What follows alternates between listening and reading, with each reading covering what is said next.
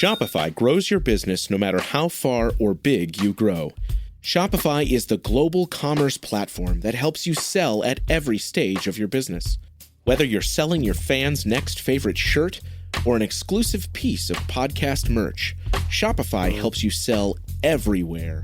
Shopify powers 10% of all e-commerce in the U.S. Allbirds, Rothy's, Brooklinen, and millions of other entrepreneurs of every size across 175 countries.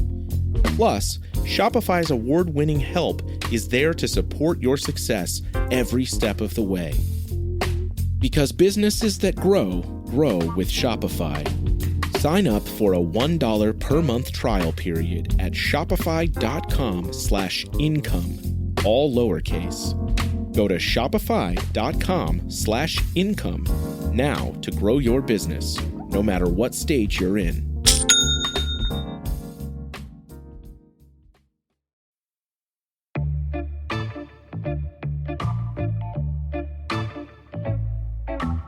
Unless you're an aspiring supermodel preparing for Fashion Week, you probably don't think about how you walk. None of us remember learning how to walk, of course. As adults, not too many people train to walk better or search the internet for tips on how to improve our walking form. I mean, it's pretty simple. When we walk, we put one foot out in front of us at the heel. Our weight shifts forward, and the heel of the back foot comes up before the toes of the front foot leave the ground. The back foot swings forward and lands heel first, and then you repeat. Once we discover running and decide we want to get better at it, the idea of how we run becomes very important to us. We don't all run the same. Some people land on their heels, some on their toes, and the rest are in between. Everyone looks different when they run. When I'm driving around my hometown and I see a runner on the sidewalk, I recognize my running friend's form even before I can see their faces. Some runners stand up stiff and tall. Some have a distinguishing head bounce. Others swing their arms like they're conducting an orchestra. So why do we all mostly walk the same, but run so differently? Could we learn to run as effortlessly as we walk? Does it have anything to do with landing on our heels first?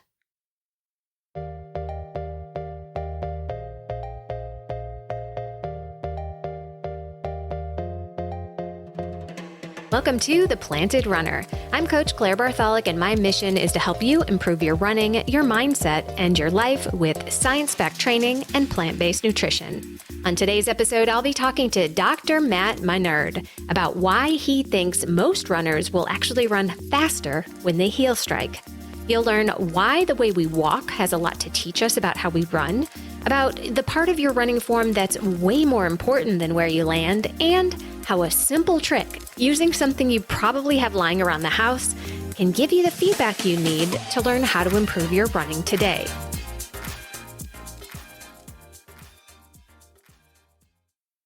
Matt is a doctor of physical therapy and runs the company Human Movement Optimization, which encompasses his Learn to Run brand and continuing education courses.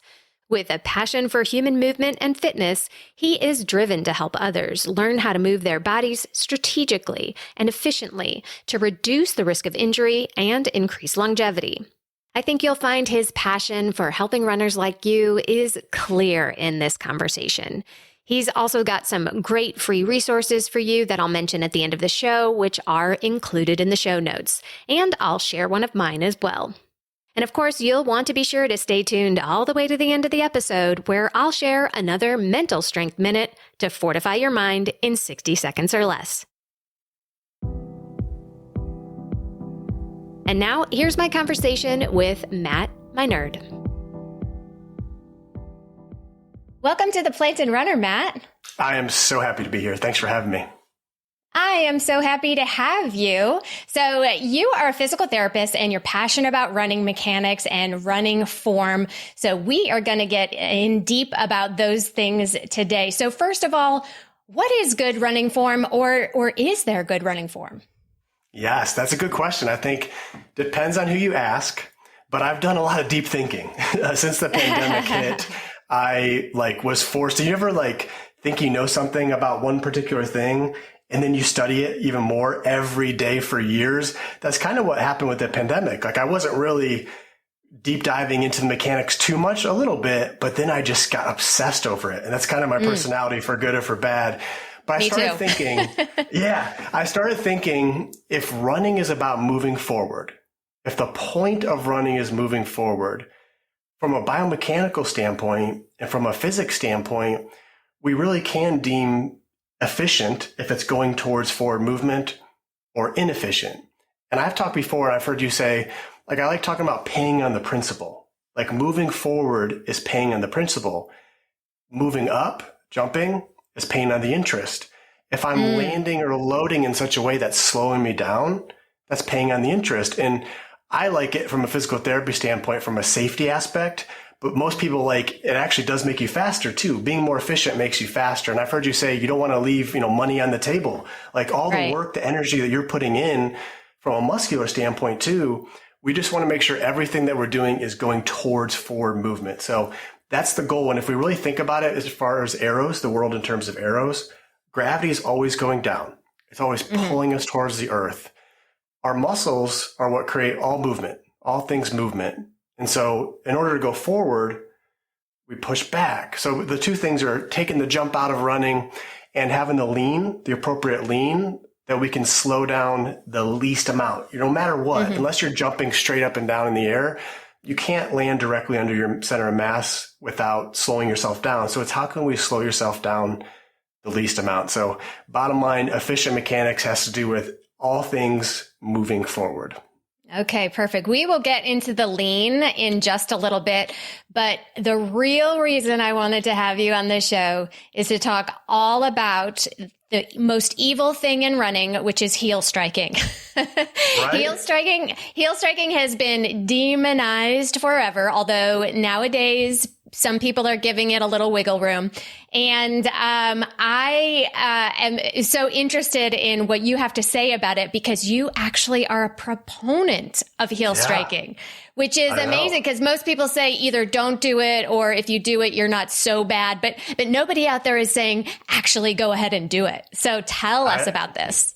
Yes, this is a hot topic. People will either love it or hate it. But at the end of the day, to know me, I'm not trying to change anybody. And if someone's running a certain way and they're happy and they're healthy, that's fine. I didn't get into physical therapy and doing what I do to try to change people and make them a certain way.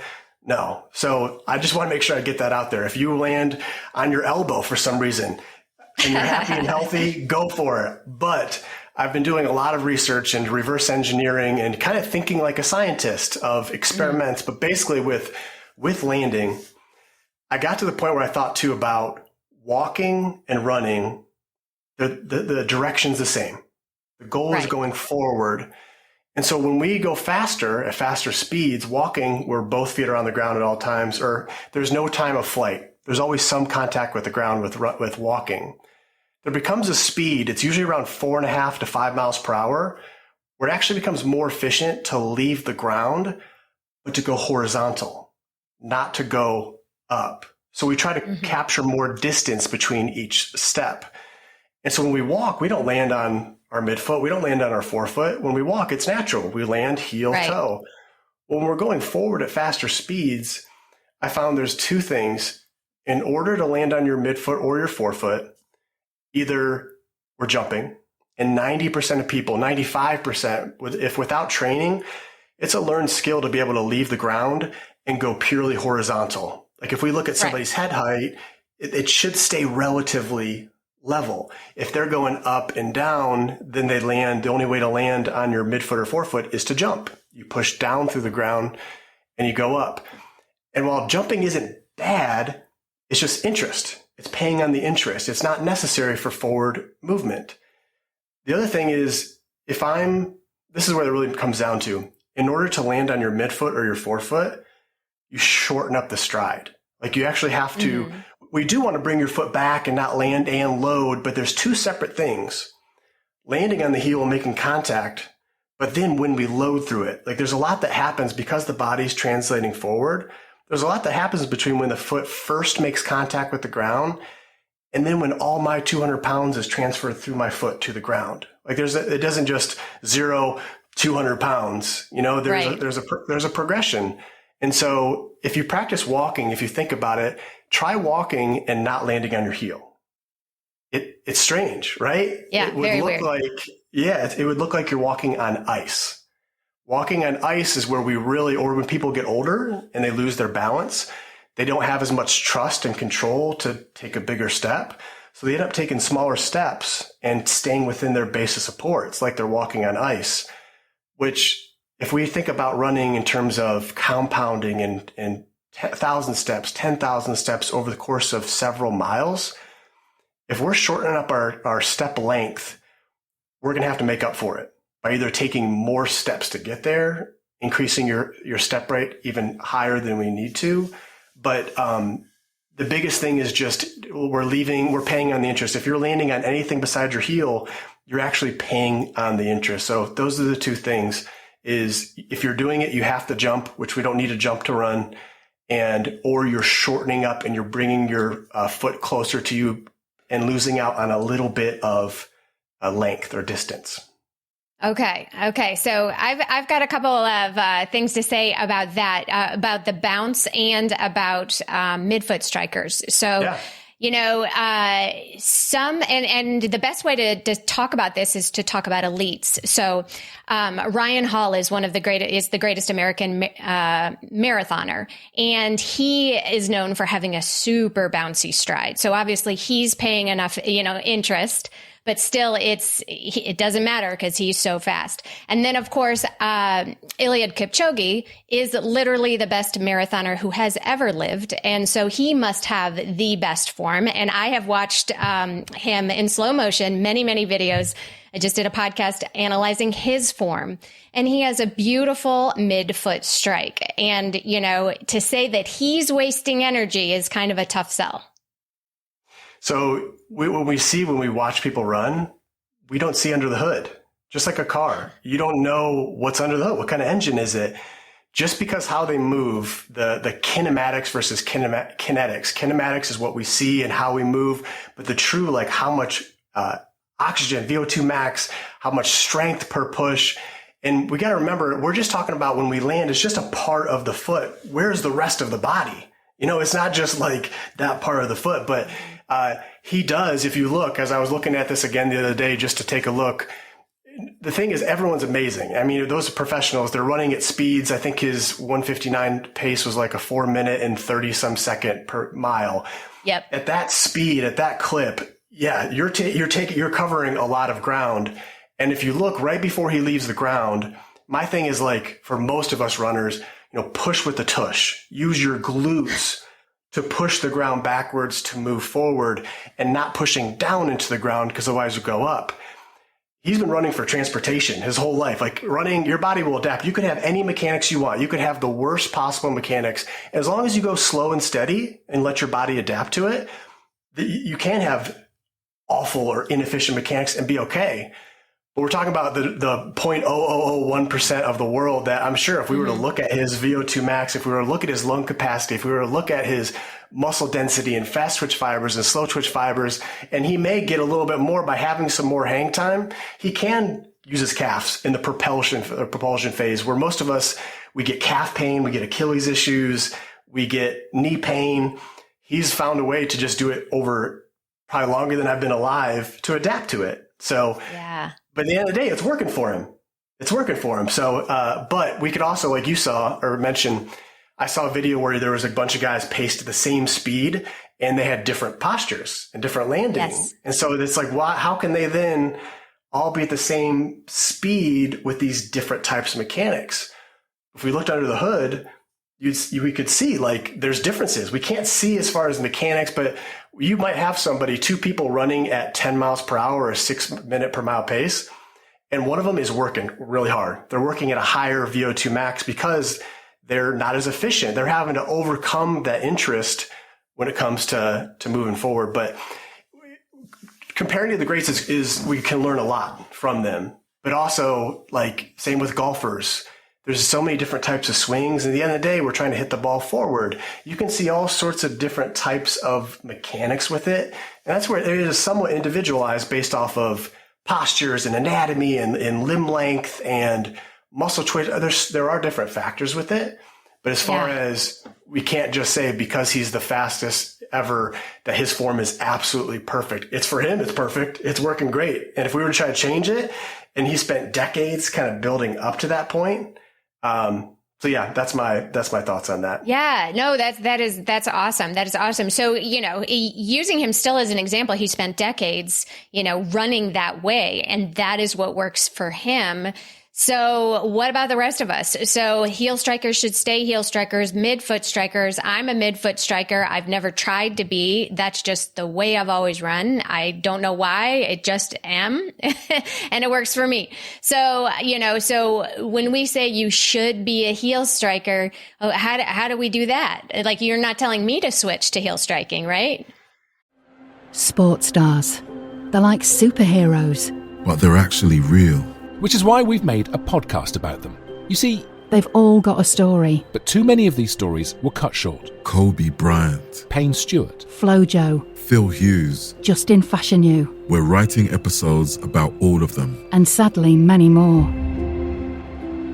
Death of a Sports Star, a new series from Crowd Network. So what I'm saying is the heel, there's a time where it's okay to land on the heel, and there's a time where it's not. It all has to do with our posture. All has to do with our posture and our lean. If you'll see everybody, if I'm watching somebody from the side view and they're running forward, if I see their torso straight vertical, if I think of like a hand of a clock, if they're at a 12 o'clock posture, if they're moving forward, but they're leaning back because they're upright, we're forced to land more midfoot or forefoot because we're leaning back. That's the only way to really land in front of us like that. So if you look, when it comes to heel striking, the only time where it is not advantageous is if somebody's leaning forward and when they're leaning is at the hips, not at the ankles. Right. And what I mean by that is if you saw me in standing and if I lean forward, just like doing a squat or a deadlift, and if I were to have like a stick in front of me just to keep me up, if I'm hinging forward at the hips and I pick that stick up, I'm not going anywhere. But if I lean at the ankles, hinging at the ankles, the hankle, if I lean forward, hinging at the ankles, if I pick that stick up, then I am going to fall forward. So if I'm hinging at the hips and then I land on my heel, if I'm keeping my weight back, I'm forced to land in front of me and slow me down. So landing on the heel, if somebody's leaning forward at the hips, I call that a hippie. If they're landing at the hips, they're a hippie. If they're straight up, they're stuck up, endearingly, lovingly. But that's the way is landing on the heel is okay as long as we keep that appropriate lean. It depends on who I'm talking to. If I'm talking to a coach or a physical therapist or a runner themselves, I'll use different terminology. If I'm working with like a running coach, I'll say, if you were to watch somebody from the side view, when they run, they're running straight. If you look at their torso, we want this 12:30 posture. 12:30 posture. It's not 12 o'clock. It's not 1 o'clock to hinge at the hips to get to 1 o'clock. It's 12:30. And that's something that's trained is the proper lean of leaning at the ankles. It's not natural to do that because in life, when I lean at the ankles, I fall forward. And we have these built-in mechanisms. If I'm standing and you tell me to lean forward, the first thing I'm going to do is pull my hips back. I've got my base of support. Imagine like I'm on ice and I start leaning forward to compensate for that forward leaning. I'm going to move my hips back.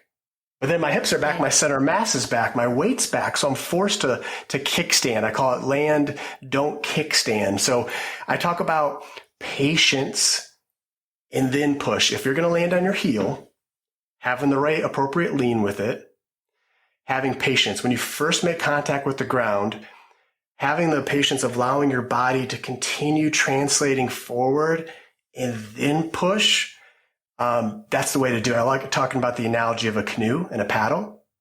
And to move forward in a canoe, if I have a paddle, I put the paddle in the water and I push the water backwards to move forward.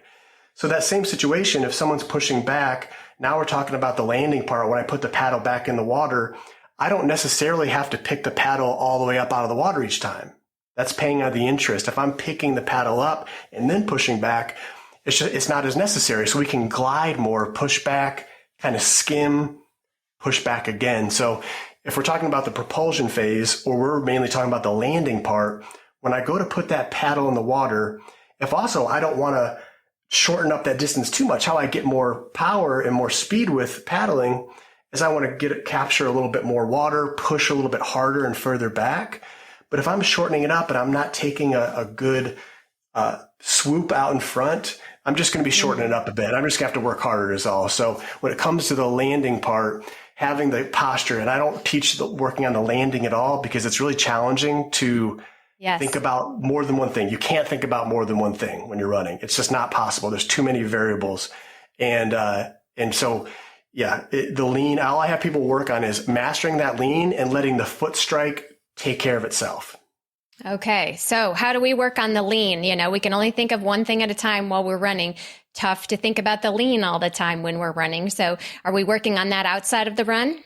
Yeah. I think just like with everything, we kind of reverse engineer, we practice it in isolation, and then we integrate it back into the movement. Just like remember when we first started driving, it's like, how am I going to be able to do all these things at once? You're consciously thinking about it. But after a while, we start to automate. They become habits. They become systems that our body just knows. So in order to get to that point, we do need to practice it and give us that feedback. There's different ways we can get feedback. Mirror vision, sound or audible, and feeling. So usually when I'm teaching somebody the lean, I've got 3 different ways. One is just them in a mirror. They're standing next to a mirror, looking straight ahead, and don't look while you're doing it. You only look to check. Otherwise, we're not going to learn from that. And I have them practice standing up tall first.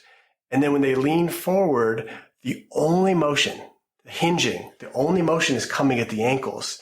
And a lot of times as they're doing it, they'll feel themselves want to push down through the balls of their feet and they lift up. They'll feel themselves naturally keep their hips back. And so I'll have them do it, pause at the end of the lean, and then turn and check. And I tell them, I want that 12-30 posture. I don't want you straight up and down. I don't want you hinging at the hips. I want to see, are your shoulders stacked over your hips, over your ankles? If you should look in the mirror, you should see the straight line going through your shoulders, your hips, and your ankles. When you go to lean, you should still see that stack. We don't lose that stack, but we're hinging at the ankle. So that's one, is teaching them in standing at a mirror and feeling that out without walking yet. The other way I like to do it is with a tennis ball necklace. I've got the tennis ball necklace back here. Oh, yes. Tell us about that. You can use just the tennis ball alone, or I fill it with washers for sound, for weight, and for audible feedback. But if I have somebody wearing that tennis ball necklace and it's measured to their belly button height, where it's close to our center mass. So it's just on a rope, like you're just a tennis ball on a rope. A shoelace. Okay. Yep. And you measure it out to where the ball is at your belly button. And if you're leaning appropriately, the ball stays contact with you. If you're leaning, hinging at the hips, the ball gets out in front of you. And that's a lot of times I do that to visualize some of this, because it's hard when we're talking about things we can't see, force and gravity. So sometimes to try to visualize these things, I have videos of me side by side, both landing on the heel, same exact landing, but then where I load, we want to load through the midfoot, land on the heel, but I want all my body weight to go through the midfoot for sure. And I show the difference of the ball. If I'm doing it right, the ball keeps going with me. If I'm slowing myself down and braking, I don't like saying overstriding because it's ambiguous. Braking, braking, braking myself, slowing down. If I'm braking, the ball you'll see in slow motion, the ball keeps going in front of me and I stay back. And so with every single land that we're getting, we're slowing ourselves down. So it's a good way to visualize too, if we're seeing that happen. But that's the second way of teaching the lean. The other is having people. It depends if you have a coach or not. I'll have like an elastic band to make like a book bag and put it around their shoulders and pull back and say, hey, you feel me pulling you back? Don't let it happen. So they kind of lean into it. And first we start with just walking and I'm pulling back. And what I'll do is I'll say it's all active learning. It's not just passive. We don't just put shoes on and suddenly we land different. Everything's different. We don't go to bed listening to Spanish. You wake up and I'm fluent. It doesn't work like that. I wish it did, but it doesn't. So I'm talking to them the whole time. What I'm doing is I'm pulling that resistance, and what that is telling their brain is, hey, something's pulling me back. I need to engage the muscles that actually work to combat that. And then I take the tension off. and I want to maintain it, mimic the mechanics, maintain the same lean, whether I'm pulling or not. So those are the 3 ways of using it when just learning the walking or the standing part. But then when it comes to running, that's where I like think of it as like reps. I teach people to run in a parking lot. Usually I have spaces of either 10 or 15, and you're doing laps. You're going down and back. And each time you're resetting. When it comes to mechanics, because if I'm just on a 30-minute run, that's not the time and place to be learning new things. It's a time to be enforcing new patterns.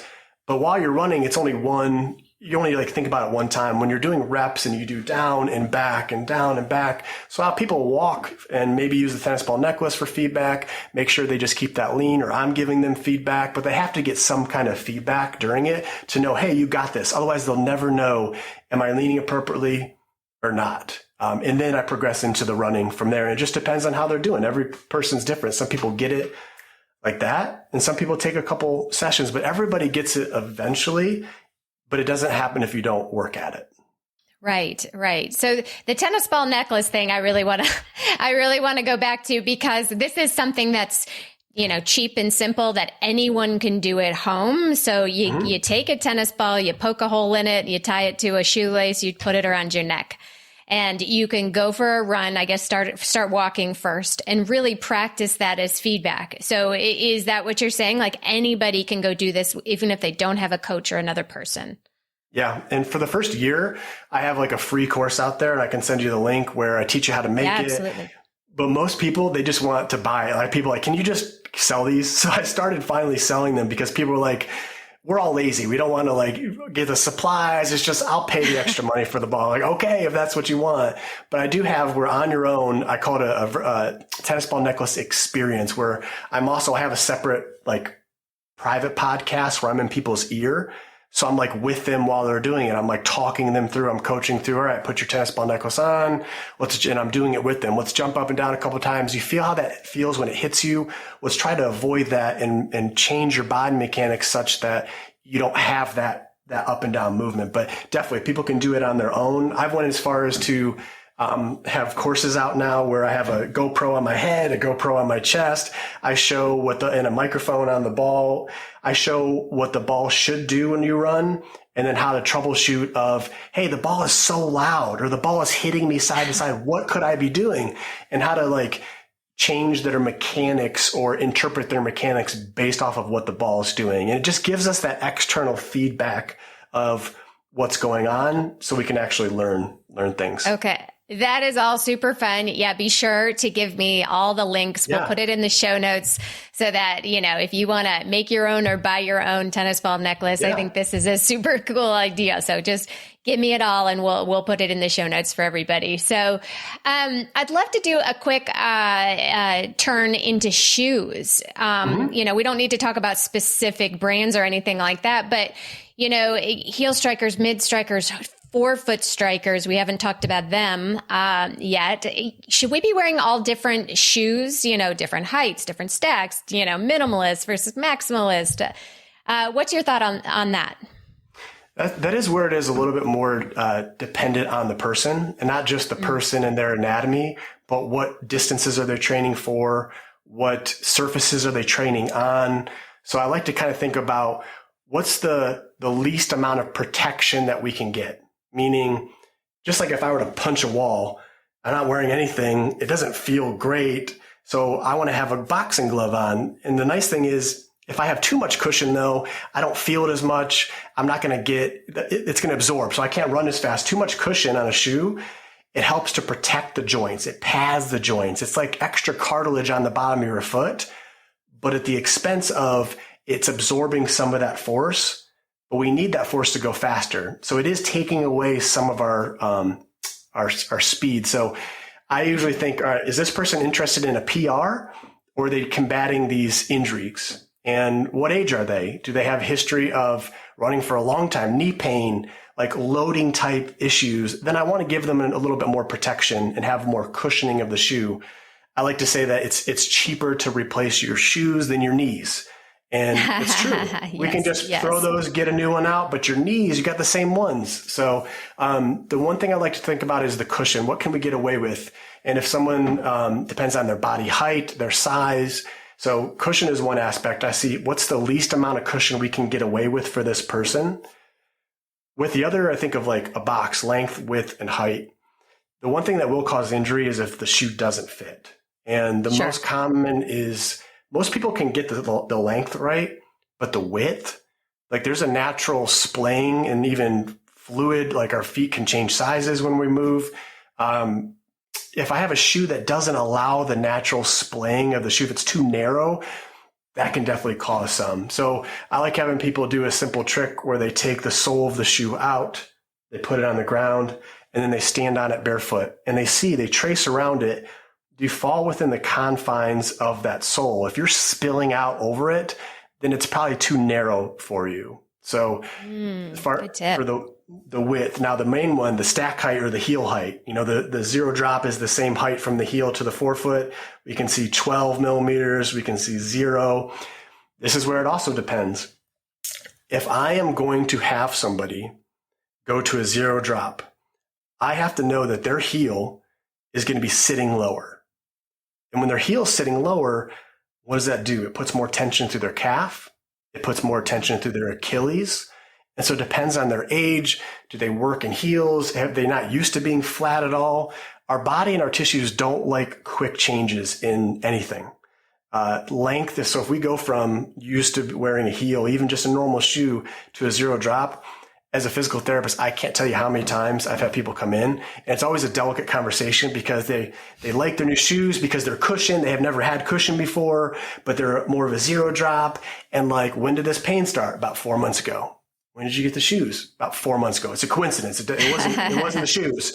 And so I have to like kind of delicately show them, do you see how that feels? I'll even do tests where I have them, put some risers under their heels, squat. How does that feel? Take them away. Oh, I feel more tension through my calf. So, the range of motion can play a big feature.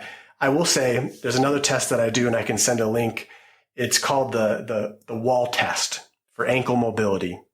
And basically what we're doing is we're seeing when you land, when your foot's on the ground, the ability of your knee to go past your toe.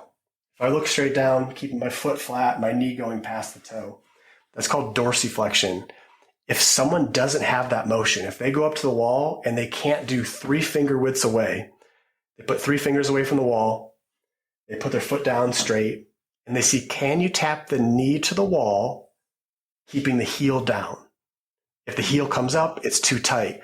If someone can't pass that, they have no business wearing a 0 drop because they don't have the motion that they need. And I'll do have an aha moment for people sometimes. If they're restricted in that and I put a little riser under their heel, you can go further because it takes you out of some of that position. So the stack height, the heel height is the other thing, just to be cautious. If somebody's going to drop to a 0 drop, they better have really good reasons. And the only reason I can think of that people will say is it helps to promote more of a midfoot strike. But as we've talked about, that doesn't necessarily, we can teach landing. Even if you did want to teach and learn a midfoot strike, just having a shoe is not going to be the be all end all of passive learning to do it. So hopefully that answers your question. Yeah, definitely. So much good stuff in there. So this is something that I heard the other day that one of my athletes came to me and asked, about what kind of shoe she should wear for her marathon. And then she talked about, I have to break it in first. And to me, whenever I hear that, I say, if you have to break in a shoe, it's not the right shoe for you. So do you agree or disagree? Yeah, no, I agree with that. It shouldn't be, it's not, it may be getting used to something new on your foot, but not a breaking in. Like, it should feel comfortable. It should feel good. And oftentimes I'll have people go to the shoe store, bring their old shoe, put the new shoe on, one foot on each, and just feel it out. But yeah, if it's like breaking it in, that's usually not the right fit. But we'll kind of justify that sometimes, like, oh no, this is good. I like this color. It was a sexy color. I love this. I want to be seen in this. And so they'll justify anything. But yeah, if you have to break it in, that's typically not a good sign. Yes. Okay, good. I'm validated here. Yes, definitely. So what questions about running mechanics are still unanswered? What kind of research would you like to see done in the future? So that's where it's amazing how there's so much, like so many different opinions out there. But I will say, like what I'm doing now, like after physical therapy school, you graduate, you know a little bit about a lot of different things. And then there's continuing education. I want to learn about dry needling. I go to this provider. I want to learn about manipulation, this provider. There's no provider for running. There's no physical therapist that has like dedicated their career to what they do of teaching running. And some of it's because of the mechanics, we just didn't really understand it. And it took the pandemic and me obsessing and reverse engineering over and over and over again. I'm still learning and learn in action. I want to be that provider of go-to for mechanics, but I've got big dreams as far as we got to get this information in the schools. Like when kids are young, teach them how to stand, how to lean, how to walk, and then how to run. But as far as the research goes, I'm actually teaming up. I went to the University of Dayton in Ohio. And one of my favorite professors, who is a biomechanical nerd like me, my last name is My Nerd. I'm a nerd. I've been in touch with him, and I'm actually going to do research at my old school. So I'm going to go there in November. They're going to have all the cameras and the force plates and markers on me. We're going to establish some baseline, and then we're going to do some research. We're going to have people either trained in the method or not trained in the method, and look at the force plates. What's the amount of force that they're dealing with? What's the rate that they're getting with the force? What are the heart rate response? And just doing a bunch of different research. And the way I set it up to be systematic to teach it, it's better for research to be able to see like step by step, like a recipe. So I created a cookbook, an instruction manual for how to run, and we'll see how far it goes. But it's been great to see some of the response from either people, runners themselves, or teaching the teachers. And that's why I kind of stepped away to try to make the biggest impact. If I can only see a couple thousand people over the next 30 years of working, if I treat or help 1,000 teachers and they all help thousands of people, I can feel purpose. I can feel more of a reason. So that's my big goal. I think there's definitely research. I want to show that it's less stress. It's just less stress on your body at similar speeds. And can that be just enough to stay under the injury threshold and people to do what they love and not get injured and not have these nagging injuries? And I'm tired of seeing people when they're already injured and we could have done something earlier. Like that's what I'm trying to do. I'm trying to get this stuff out there earlier before people are injured, which is easier said than done because we don't appreciate things until we lose them, or people don't care about not getting injured until they're older. And like, man, I wish I knew this stuff back in the day. Well, most of you wouldn't have listened back in the day. So we have to build it into what we do. So yes, that's it. Yeah, very, very true. So I think that's a perfect place to kind of wrap this up. So Matt, where can listeners connect with you? So I started off on the Instagram. I started off with just the videos. So it depends what you like. If you like shorter form, quick videos, Instagram. I've got minute or less, learn.2run. If you want to hear me more lecture, YouTube, learn to run. And then I have a podcast out too, the Learn to Run with Dr. Matt Minard. And that's another way. I'm on all major podcasts too. So those are the main ways that you can find me, and I'd be happy to help anybody in any capacity. Awesome. Well, thank you so much, Matt, for sharing your expertise and being on the Planet Runner today. Really appreciate it. Thanks for having me. I appreciate it. Matt has a lot of great tools that you can get for free in the show notes or at theplanedrunner.com/podcast, including the ankle mobility test and how to make your own tennis ball necklace. So be sure to head there if you want to grab those.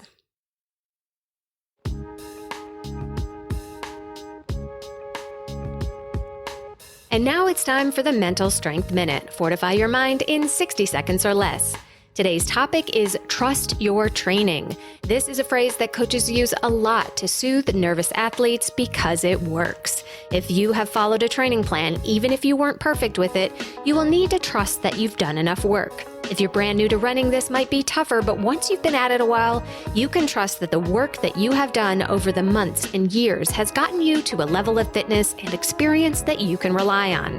When you trust in something, valid or not, you can let go of the worry which isn't serving you and can hurt performance. This is not false hope for a miracle. Trust in your training is a release valve for self-imposed pressure. Take a deep breath and go do what you're trained to do. Thank you so much for listening to the Planted Runner podcast. The ability for me to make this show absolutely depends on the amount of listens, downloads, reviews on Apple Podcasts, and ratings on Spotify. I'm going to let you in on a little secret. Every time you listen to an episode for 10 seconds, that counts as a listen. So I won't be mad at you if you want to listen to the first 10 seconds of this episode again and again and again, or all the episodes so far if you're a super fan. It's the little things that truly can make a difference. I also want to mention that you can get my free Ultimate Fueling Guide for runners when you sign up for my weekly updates where I share stories and tips that I don't share anywhere else. Join us today at theplantedrunner.com/join. Have a great run today.